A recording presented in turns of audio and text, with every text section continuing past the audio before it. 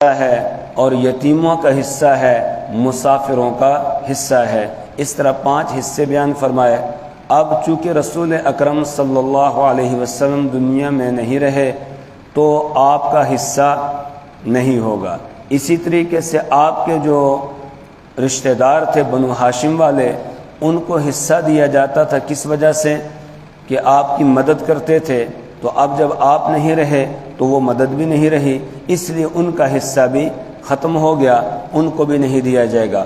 ہاں اگر ان میں سے کوئی محتاج ہے، کوئی غریب ہے تو یا کوئی مسافر ہے یا یتیم ہے تو اس کو ان وجوہات کی وجہ سے حصہ دیا جائے گا، بلکہ اس کو حصے میں مقدم کیا جائے گا رسول پاک صلی اللہ علیہ وسلم کی قرابت کی وجہ سے۔ لیکن وہ قرابت کی وجہ سے جو حصہ ملتا تھا وہ والا حصہ ان کو نہیں ملے گا۔ اب آگے اللہ تبارک و تعالی غزوہ بدر جو اسلام کی پہلی جنگ ہے اور فیصلہ کن جنگ ہے، اس کا نقشہ کیا تھا، اس جگہ کا نقشہ، اس میدان کا نقشہ جہاں پر یہ جنگ ہوئی ہے، اس نقشے کو اللہ بیان فرما رہے ہیں۔ اذ انتم بالعدوۃ الدنیا وهم بالعدوۃ القصوى، یاد کرو جس وقت کے تم تھے بالعدوۃ الدنیا، میدان کے ادھر والے کنارے پر، وهم بالعدوۃ القصوى، اور وہ تھے پرلے کنارے پر۔ تم ادھر والے کنارے پر تھے، وہ ادھر کے کنارے پر تھے۔ العدوہ کے معنی ہے کنارہ اور الدنیا کے معنی ہے قریب، یعنی تم اس کنارے پر تھے جو کنارہ مدینہ کے قریب تھا، اور وہ اس کنارے پر تھے جو مدینہ سے دور تھا۔ تو القصوى کے معنی ہے دور، تو وہ دور والے کنارے پر تھے اور تم قریب والے کنارے پر تھے۔ مسلمان جس طرف تھے تو یہ جگہ تھوڑی اونچی تھی اور ریت والی تھی، اور مشرکین جس طرف تھے وہ نشیبی جگہ تھی اور وہاں مٹی تھی، اسی طرح وہاں پانی بھی تھا، ادھر مسلمانوں کی جانب میں پانی نہیں تھا۔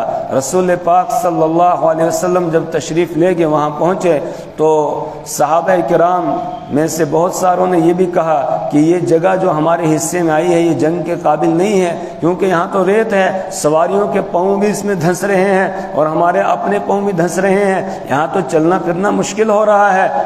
اور اسی طریقے سے یہ بات بھی آئی، اس سے پہلے آپ نے ایک جگہ پہلے اور پڑاؤ ڈالا تھا، تو ایک صحابی ہیں حضرت خباب ابن منذر رضی اللہ تعالیٰ عنہ، انہوں نے عرض کیا یا رسول اللہ صلی اللہ علیہ وسلم، یہ جو آپ نے یہاں مورچہ لگوایا ہے تو یہ اپنی مرضی سے لگوایا یا اللہ کا حکم ہے؟ اگر اللہ کا حکم ہے پھر تو ہم اس میں چھیڑ چھاڑ نہیں کر سکتے ہیں، اور اگر آپ نے اپنی مرضی سے لگایا ہے تو پھر اس جگہ، یہ جگہ جنگ کے قابل نہیں ہے۔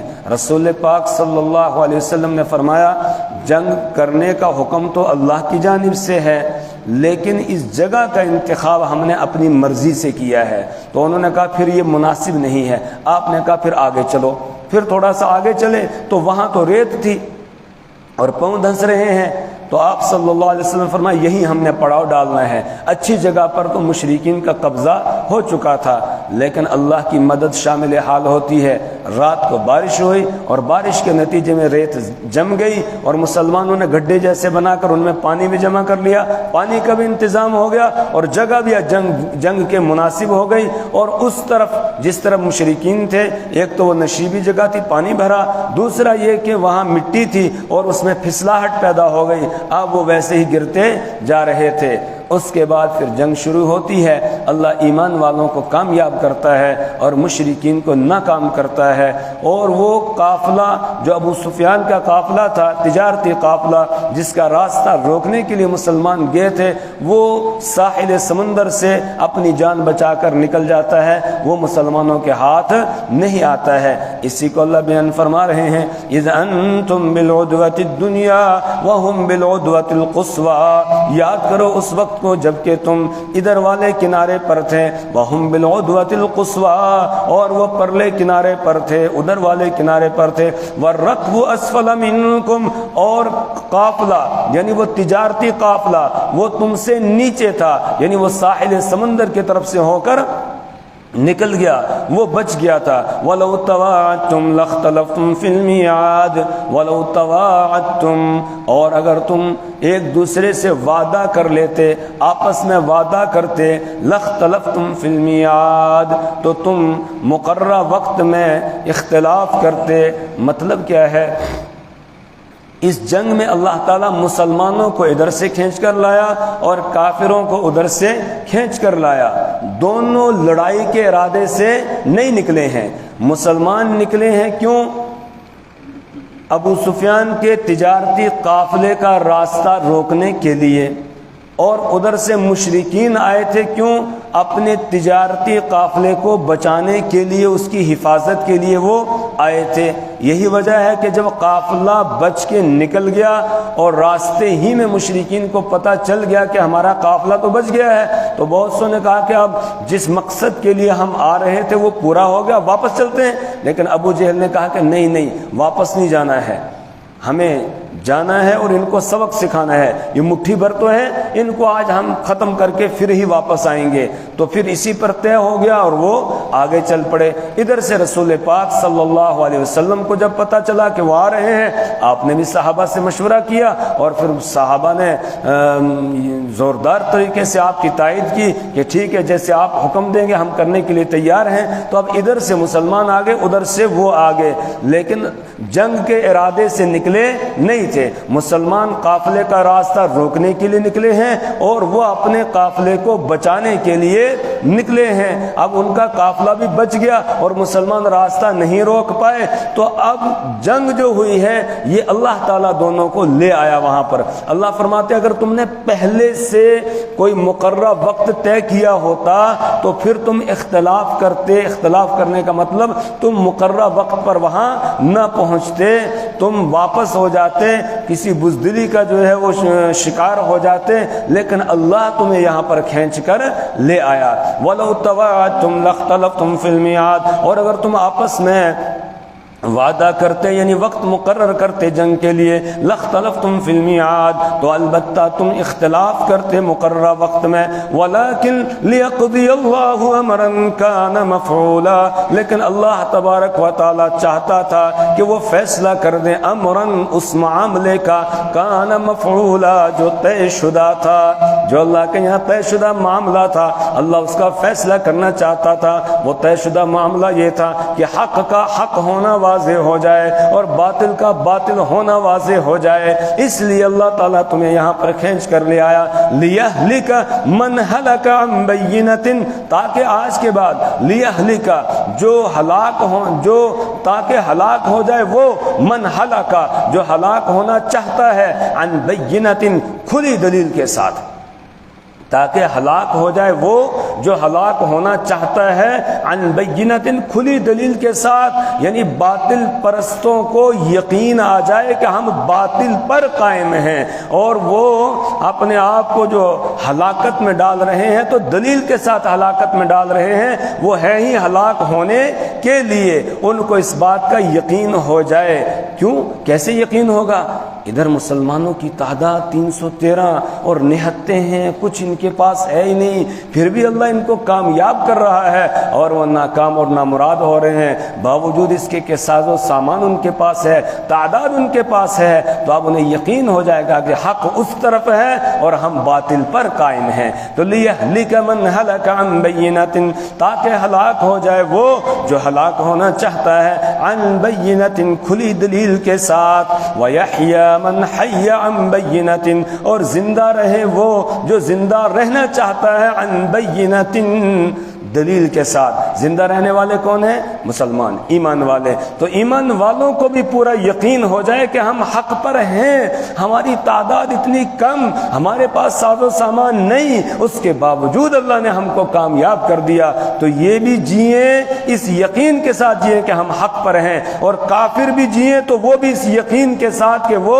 باطل پر ہے، ان کو اپنے باطل پر ہونے کا یقین ہو جائے اور مسلمانوں کو اپنے حق پر ہونے کا یقین ہو جائے۔ یہ اللہ تعالیٰ فیصلہ کرنا چاہتا تھا۔ وَإِنَّ اللَّهَ لَسَمِيعٌ عَلِيمٌ، اور بے شک اللہ تعالیٰ البتہ سننے والا ہے، جاننے والا ہے۔ إِذْ يُرِيكَهُمُ اللَّهُ فِي مَنَامِكَ قَلِيلًا، اب اللہ کیسے لے آیا ان دونوں جماعتوں کو یہاں پر، اس کو بیان فرما رہا ہے اذ یریکہم اللہ فی منامک قلیلا، اذ یاد کرو اس وقت کو، یریکا کہ یری دکھا رہا تھا، کا آپ کو، ہم وہ کافر، اللہ تعالیٰ آپ کو دکھا رہا تھا وہ کافر، فی منامی کا آپ کے خواب میں، قلیلاً تھوڑے، یعنی اللہ تعالیٰ آپ کو آپ کے خواب میں کافروں کی تعداد کم کر کے دکھا رہا تھا۔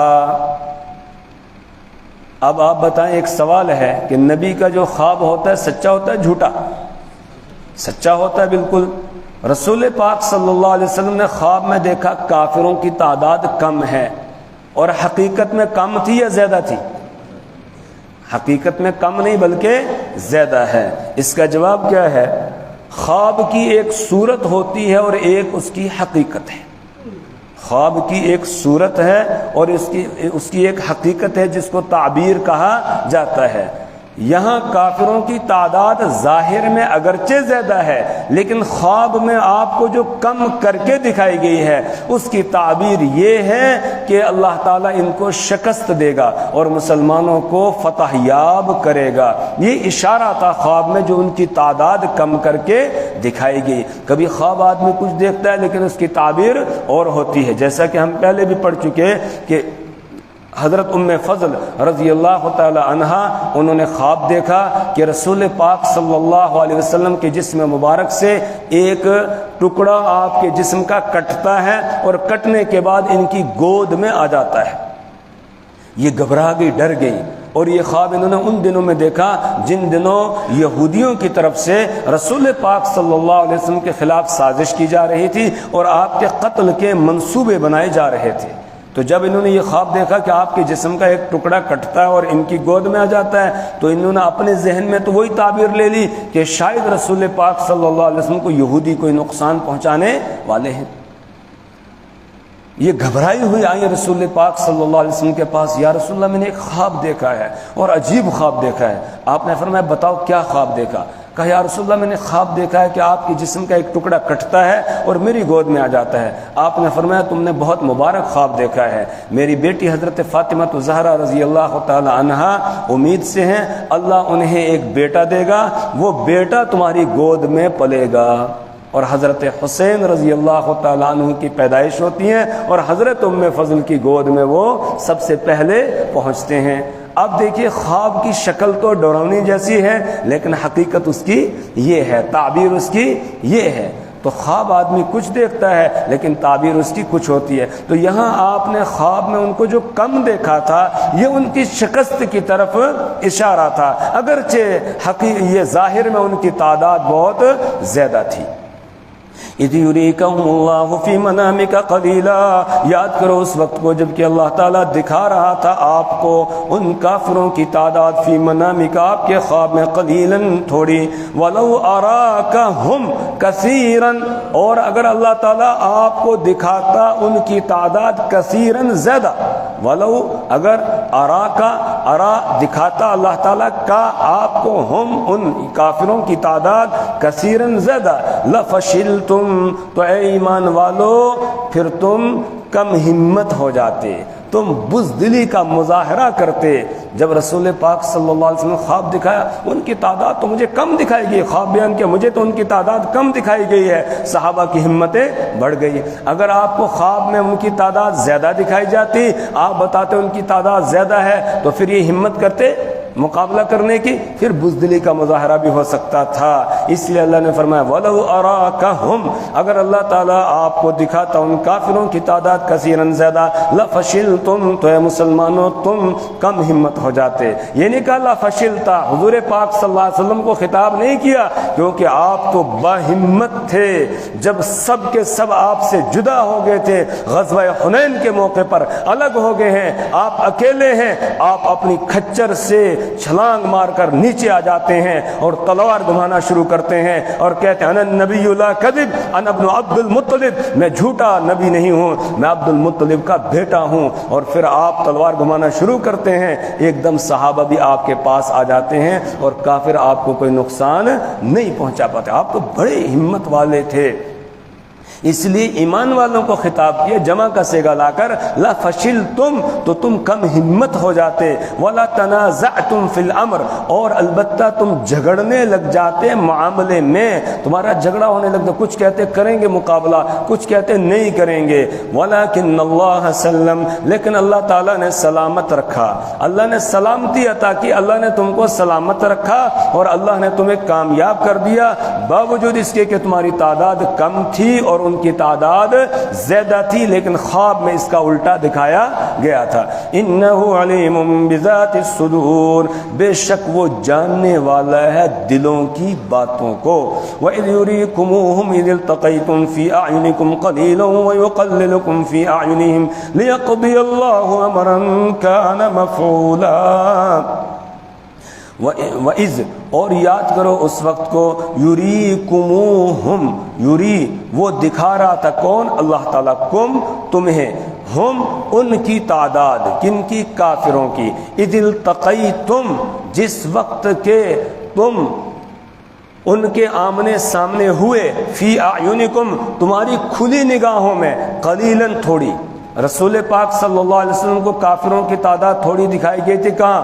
خواب میں، اور مسلمانوں کو ان کی تعداد کم کر کے دکھائی جا رہی ہے، کس نے؟ ظاہری آنکھوں میں، کھلی آنکھوں میں ان کی تعداد کم ہے۔ ان کی تعداد کم ہونے کا مطلب کیا تھا؟ کیوں تعداد ان کی کم دکھائی جا رہی تھی؟ اس کا مطلب کیا ہے؟ اس کا مطلب مفسرین نے یہ لکھا ہے کہ مسلمانوں کو کافر کم نظر آ رہے تھے۔ کیسے کم نظر آ رہے تھے؟ جو تعداد مقابلے کی اللہ کی طرف سے متعین کردہ تھی، اس تعداد کے اعتبار سے کافروں کی تعداد 2 حصے کم تھی۔ کیسے؟ ابتدا میں ایک مسلمان کو 10 کافروں کے ساتھ مقابلے کا حکم تھا۔ ایک مسلمان کتنے کافروں کے ساتھ مقابلہ کرے گا؟ 10۔ 2 مسلمان 20 کا مقابلہ کریں گے، 3 جو ہے وہ 30 کا مقابلہ کریں گے۔ تو مسلمانوں کی تعداد اگر 100 ہو تو کافروں کی کتنی ہوگی؟ 1000۔ مسلمانوں کی تعداد 200 ہو تو کافروں کی کتنی ہوگی؟ 2000 کا مقابلہ ہے۔ اور اگر مسلمانوں کی تعداد 300 ہے تو کافروں کی تعداد کتنی ہونی چاہیے مقابلے کے لیے؟ 3000 ہونی چاہیے۔ اب مسلمان 313 ہیں، اس اعتبار سے کافروں کی تعداد ہونی چاہیے تھی کتنی؟ 3330۔ 3330 ہونی چاہیے تھی مقابلے کے اعتبار سے۔ تو اس اعتبار سے ان کا تیسرا حصہ، بلکہ تیسرے حصے سے بھی کچھ کیا ہے؟ کم ہے۔ تو یہ حقیقت پر مشتمل ہے کہ جتنی تعداد ہونی چاہیے تھی اتنی تعداد ان کی نہیں ہے، بلکہ اس سے کیا ہے؟ کم ہے۔ تو مسلمانوں نے کہا اگر یہ ہوتے 3330 تب بھی ہم نے مقابلہ کرنا تھا، ان کی تعداد تو 1000 ہے، یہ تو کچھ ہی نہیں ہے ہمارے لیے۔ تو اذ یریکموہم اذ التقیتم فی اعینکم قلیلا، واذ یریکموہم، اور یاد کرو اس وقت کو، یریکموہم وہ تمہیں دکھا رہا تھا، ہم ان کی تعداد، اذ التقیتم جس وقت کے تم آمنے سامنے ہوئے، فی اعینکم تمہاری نگاہوں میں، تمہاری کھلی نگاہوں میں، قلیلا تھوڑی، تھوڑی کس اعتبار سے تھی؟ مقابلہ آرائی کے اعتبار سے ان کی تعداد کم تھی، تھوڑی تھی۔ وَيُقَلِّلُكُمْ فِي أَعْيُنِهِمْ، اور اللہ تعالیٰ وَيُقَلِّلُكُمْ کم کر رہا تھا تمہیں، فی اعینہم ان کی نگاہوں میں۔ کن کی نگاہوں میں؟ کافروں کی نگاہوں میں اللہ کم کر رہا تھا۔ اب مسلمانوں کی تعداد تو تھی حقیقت میں کم، یہ 313، اور ان کی تعداد 1000، تو 3 گنا سے بھی زیادہ ان کی تعداد تھی۔ تو یہ بھی حقیقت پر مشتمل ہے کہ وہ اللہ تعالیٰ تمہیں کم دکھا رہا تھا، یعنی تمہاری تعداد ان کو کم دکھائی دے رہی تھی، اور جو فرشتے اللہ نے مدد کے لیے بھیجے تھے وہ ان کو نظر نہیں آ رہے تھے۔ اس اعتبار سے تمہاری تعداد اگرچہ زیادہ تھی فرشتوں کو ملا کر، لیکن اللہ تعالیٰ تمہاری جو حقیقی تعداد تھی یہی ان کو دکھا رہا تھا، فرشتے ان کو نظر نہیں آ رہے تھے۔ ایسا کیوں ہوا؟ مسلمانوں کو بھی ان کی تعداد کم نظر آئی اور انہیں مسلمانوں کی تعداد کم نظر آئی، تاکہ دونوں طرف سے ہمت بڑھ جائے، اور جب دونوں طرف سے ہمت بڑھے گی تو پھر دونوں آپس میں ٹکرائیں گے، اور جب ٹکرائیں گے تو اس کے نتیجے میں پھر حق کا حق ہونا اور باطل کا باطل ہونا ظاہر ہوگا۔ اسی کو اللہ نے فرمایا کیوں اللہ تعالیٰ یہ تعداد کم کر کے دکھا رہا تھا، یعنی مسلمانوں کی تعداد ان کی نظر میں کم اور ان کی تعداد مسلمانوں کی نظر میں کم کیوں تھی؟ تاکہ دونوں تھوڑا تھوڑا سمجھ کے ایک دم آپس میں لڑنے کے لیے تیار ہو جائیں۔ لِيَقْضِيَ اللَّهُ أَمْرًا كَانَ مَفْعُولًا، تاکہ اللہ تعالیٰ فیصلہ کر دے اس معاملے کا کان مفعولا جو طے شدہ تھا، یعنی حق کا حق ہونا اور باطل کا باطل ہونا ظاہر کرنا چاہتا تھا۔ وَإِلَى اللَّهِ تُرْجَعُ الْأُمُورُ، اور اللہ ہی کی طرف تمام معاملات لوٹائے جاتے ہیں۔ مدد بھی اللہ کی طرف سے ہوتی ہے، فتح بھی اللہ کی طرف سے ہوتی ہے، اور شکست بھی اللہ کی طرف سے ہوتی ہے۔ تمام امور اللہ کی طرف لوٹتے ہیں، اس لیے اللہ کے ساتھ اپنے رشتے کو مضبوط کر لو، اللہ تمہاری مدد کرے گا اور اللہ تمہیں کامیاب کرے گا، اللہ فتح یاب کر دے گا۔ اپنے رشتے کو اللہ کے ساتھ کمزور نہ ہونے دو، اپنا رشتہ اللہ کے ساتھ مضبوط رکھو، تمام امور وہیں سے طے ہوتے ہیں۔ اس لیے اللہ کو منواؤ، اللہ تمہاری مدد کرے گا۔ اور اللہ کی مدد کن اسباب سے آتی ہے ہم پیچھے پڑھ چکے ہیں، کچھ اسباب آگے بھی پڑھیں گے انشاءاللہ۔ اللہ اپنی کتاب کی سمجھ اور فہم ہمیں عطا فرمائے، اللہ اعمال صالحہ کی توفیق عطا فرمائے، برے اعمال سے اللہ ہمیں اور ہماری نسلوں کو محفوظ فرمائے۔ سبحان اللہ و بحمدہ، سبحانک اللہم و بحمدک، ونشہد ان لا الہ الا انت ونستغفرک ونتوب